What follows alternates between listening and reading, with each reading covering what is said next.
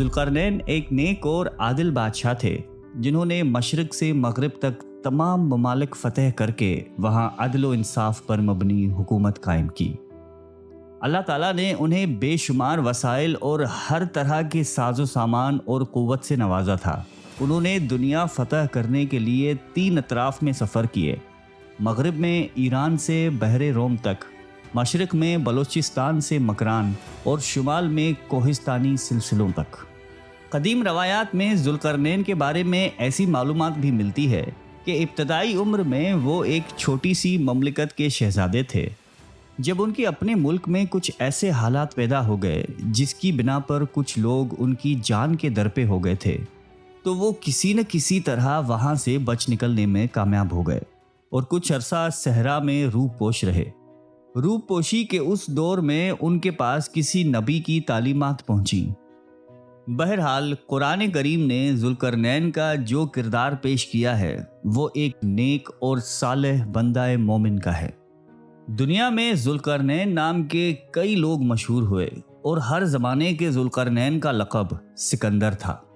حضرت عیسیٰ علیہ السلام کی پیدائش کے تقریباً 300 سال پہلے ایک بادشاہ سکندر اعظم کے نام سے مشہور تھا، جسے یونانی، رومی اور مقدونی وغیرہ کے لقب سے یاد کیا جاتا ہے۔ اس بادشاہ کا وزیر اور استاد ارسطو تھا۔ سکندر اعظم 20 سال کی عمر میں مقدونیہ کا بادشاہ بنا۔ 23 سال کی عمر میں مقدونیہ سے نکلا اور پورے یونان کو فتح کرتا ہوا ترکیہ میں داخل ہوا، پھر ایران میں دارا کو شکست دے کر شام پہنچا، وہاں سے یروشلم اور بابل کو رونتا ہوا مصر جا پہنچا۔ اس کے بعد اس نے سونے کی چڑیا ہندوستان کا رخ کیا اور پورس سے جنگ کی۔ واپسی پر مکران ہوتا ہوا اپنے وطن مقدونیہ کی جانب روانہ ہوا، لیکن راستے میں اسے ملک الموت نے آ دبوچا۔ یوں وہ صرف 33 سال کی عمر پا کر بخت نصر کے محل میں انتقال کر گئے۔ سکندر اعظم نے 10 برس گھوڑے کی پیٹھ پر گزارے اور 17 لاکھ مربع میل کا علاقہ فتح کیا۔ سکندر کے نام سے دنیا میں معروف ہونے والا آخری شخص یہی تھا، کیونکہ اس کی شجاعت اور بہادری کے قصے پوری دنیا میں مشہور تھے۔ چنانچہ بعض مفسرین نے اسے بھی ذوالقرنین کہنا شروع کر دیا تھا، جبکہ یہ شخص آتش پرست اور مشرک تھا۔ تاہم قرآن مجید میں جس ذوالقرنین کا ذکر ہے ان کے مومن اور صالح ہونے پر سب کا اتفاق ہے۔ سورہ کہف میں اللہ تعالیٰ ارشاد فرماتا ہے کہ ہم نے اسے زمین میں تمکن عطا کیا اور اسے ہر طرح کے اسباب اور وسائل مہیا کیے تھے، تو اس نے ایک مہم کا سر و سامان کیا۔ ذوالقرنین نے اللہ تعالیٰ کی ہدایت کے مطابق اپنے لشکر کشی کا آغاز مغربی علاقوں سے کیا اور مختلف ممالک فتح کرتا ہوا بحریہ روم کے ساحل تک جا پہنچا۔ چونکہ اس زمانے میں دنیا کی حدود کا علم لوگوں کو نہیں تھا، چنانچہ ذوالقرنین اور اس کے لشکر نے بھی یہی خیال کیا ہوگا کہ ہم مغرب میں دنیا کے آخری حصے تک پہنچ گئے ہیں اور اب آگے سمندر ہے اور سمندر کے آگے کچھ نہیں ہے۔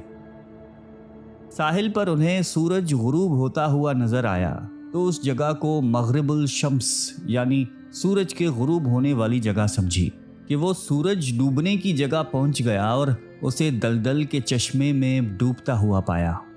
ذوالقرنین ایک فاتح کی حیثیت سے اس مغربی علاقے میں داخل ہوا تھا اور فتح ہونے والی قوم اب اس کے بس میں تھی۔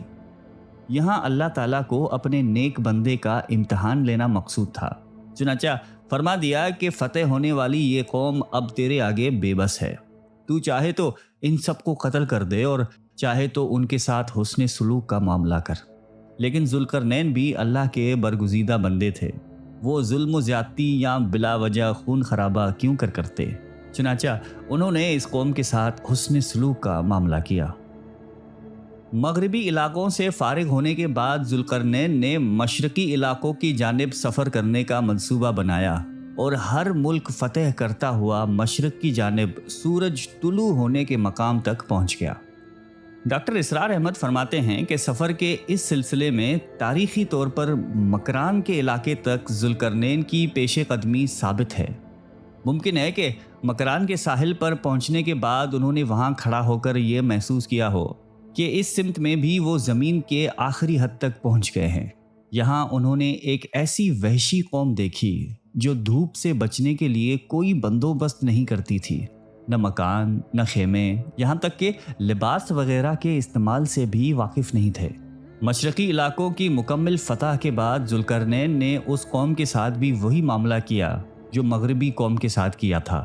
ذوالقرنین نے مغرب کے اخیر کو پہنچنے والے علاقے اور مشرق کے اخیر تک پہنچنے والے علاقوں کو فتح کرنے کے بعد ایک اور جانب سفر کا ارادہ کیا۔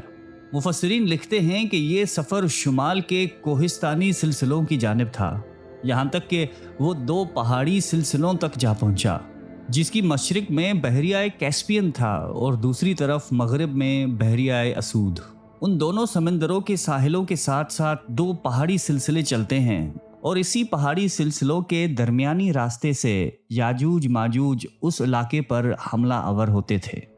وہاں کے رہائشی لوگ ذوالقرنین کی زبان سمجھنے سے قاصر تھے، اور اسی طرح ذوالقرنین اور اس کا لشکر بھی ان لوگوں کی زبان سے ناآشنا تھا۔ یہاں کے رہنے والے یاجوج ماجوج کے وحشیانہ طرز عمل سے بہت زیادہ جانی نقصان اٹھا چکے تھے اور ہر وقت ڈر اور خوف کے عالم میں رہتے۔ چنانچہ ان لوگوں نے ذوالقرنین اور اس کے لشکر کے وہاں پہنچنے کو ایک موقع غنیمت جان کر کسی نہ کسی طرح اپنا مدعا بیان کیا اور یاجوج ماجوج سے ظلم و ستم سے نجات دلانے کی فریاد کی۔ صحیح بخاری کے مطابق نسل انسانی میں یاجوج ماجوج 2 وحشی قومیں ہیں، ان کی تعداد دوسرے انسانی نسلوں کے مقابلے میں زیادہ ہوگی اور انہی سے جہنم کو زیادہ بھرا جائے گا۔ سید مودودی رحمۃ اللہ علیہ تحریر فرماتے ہیں کہ قرآن مجید نے جس طرح ذوالقرنین کا ذکر کیا ہے اس سے ہمیں 4 باتیں وضاحت کے ساتھ معلوم ہوتی ہیں۔ ان کا لقب ذوالقرنین ہے، وہ بڑا ہی فرمان روا اور فاتح ہے، ایسا فرمان روا جس نے یاجوج ماجوج کے حملوں سے اپنے مملکت کو بچانے کے لیے ایک مستحکم دیوار بنائی، اور وہ خدا پرست اور عادل ہے۔ قرآن کے نازل ہونے سے پہلے دنیا میں جتنے مشہور فاتح گزرے ہیں ان میں سے خورس ہی میں ذوالقرنین کی علامات پائی جاتی ہیں۔ تاریخی بیان کے لیے صرف اتنا ذکر کافی ہے کہ خورس ایک ایرانی فرمان روا تھا جس کا عروج 549 BC کے قریب کے زمانے میں ہوا تھا، جس کا ذکر ہم پھر کبھی کسی اور ویڈیو میں کریں گے انشاءاللہ۔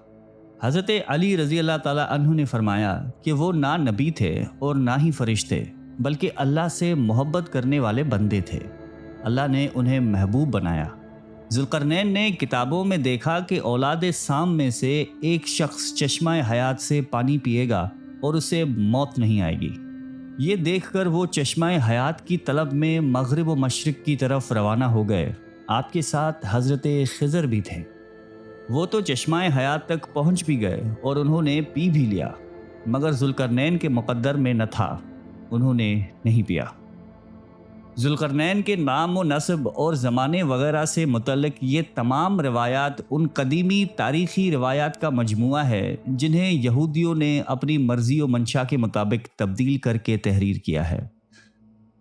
یہودی ذوالقرنین کو اپنا نجات دینے والا سمجھتے ہیں۔ ان کے نزدیک ذوالقرنین وہ عظیم بادشاہ ہے جس نے بنی اسرائیل کو 539 BC میں بابل کے جابر حکومت کے جبر و قہر سے نجات دلائی اور یروشلم کو آزاد کروایا۔ اگر ذوالقرنین کا حسب نسب نام زمانہ جاننا امت کے لیے ضروری ہوتا تو اللہ تعالیٰ ہمیں ضرور بتا دیتے، لیکن اللہ تعالیٰ نے سورہ کہف کے شروع میں ہی فرما دیا ہے کہ خواہ مخواہ غیر ضروری باتوں کی کھوج لگانے سے پرہیز کرو اور اس پر بحث مباحثہ بھی نہ کرو، یہ سب غیر ضروری باتیں ہیں، یعنی جو باتیں اللہ اور اس کے نبی صلی اللہ علیہ وآلہ وسلم نے مبہم رکھی ہیں انہیں مبہم ہی رہنا چاہیے۔ اس حوالے سے دنیا کی کتابوں میں جو تفصیلات موجود ہیں وہ سب تاریخی روایات کا مجموعہ ہیں جو ایک کہانی سے زیادہ حیثیت نہیں رکھتی۔